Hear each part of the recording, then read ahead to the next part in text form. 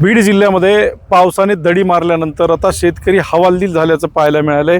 कारण की बीड जिल्ह्यामध्ये 100 मिलीमीटर इतकाच पाऊस झाला आहे, तोही सलग झाला नाही। आणि या ठिकाणी मी एका सोयाबीनच्या शेतामध्ये आहे आणि अक्षरशः या पिकाने आता मान टाकली आहे आणि हे सोयाबीन आता सुकून चाललंय आणि पाऊस नसल्यामुळे याला कीड देखील लागली। कारण की ज्या प्रमाणामध्ये पाऊस असायला हवा होता तो पाऊस नाही आहे आणि जवळपास बीड जिल्ह्यामध्ये 6 लाख हेक्टरवरती आता पेरणी झालेली आहे आणि जी पेरणी जवळपास 8.5 लाखापर्यंत व्हायला हवी होती ती आता तेवढी पेरणी झालेली नाही। कारण की जिल्ह्यामध्ये पाऊस नाही आहे, पाऊस नसल्या कारणाने ही पेरणी कमी झाली आहे आणि जी पेरणी झाली आहे त्या पीक आता हातामध्ये येईल का नाही येईल हे शेतकरी आता यामुळे तो चिंतेत आहे। माझ्यासोबत एक शेतकरी आहेत, काय परिस्थिती आहे, किती एकरमध्ये पेरलं आहे आणि किती खर्च लागला, काय परिस्थिती आहे सध्या, जे पीक तुम्ही पेरले किती एकरमध्ये आहे? टोटल 18 एकरमध्ये सोयाबीन आहे माझं आणि वाहन घरचं पेरायला होतं। फक्त बी आणि खत हे दोन्ही विकत घेतल्यामुळे ₹1,00,000 समथिंग माझा खर्च झालेला आहे। आणि आज जर कंडिशन पाहिली ह्याची तर पाऊस एक तर कमीत कमी 8 ते 10 दिवस झाले बिलकुलही पाऊस नाही।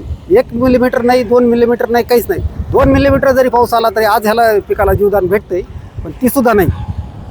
आणि त्याच्यामुळं उत्पन्नामध्ये एवढी घट येणार आहे की आज ह्याची वाढ फुटलेली आहे। नाही तर एक कमीत 20 ते 25 दिवसामध्ये सोयाबीन 6 इंच 7 इंचपर्यंत त्याची वाढ होत असते। आज 4 नाही तर 5 इंच, 3 नाही तर 4 इंच सोयाबीन आहे। त्यामुळं त्याला उत्पन्नसुद्धा तेवढं लागणार नाही आणि उत्पन्नात घट येणार आहे ही तर क्लिअरच आहे।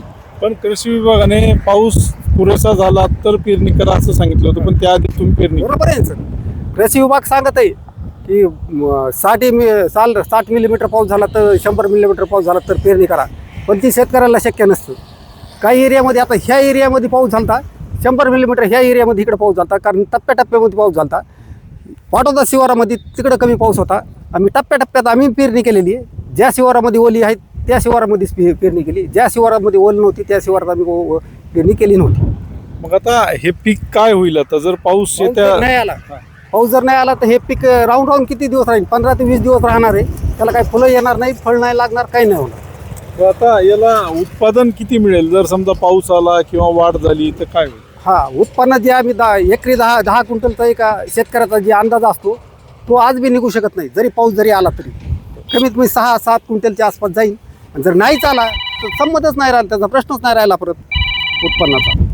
ही परिस्थिती आहे शेतकऱ्याची आणि जो पर्यंत आता पाऊस समाधानकारक नाही आहे आणि जरी पडला तरी जे 18 एकरमध्ये यांनी सोयाबीन पेरलं आहे जवळपास यांचा खर्च जो 1.5 लाखाच्या घरामध्ये झाला आहे, पण तो आता निघेल का नाही अशी चिंता आता शेतकऱ्याला आहे। LS मराठीसाठी दीपक जाधव, बीड।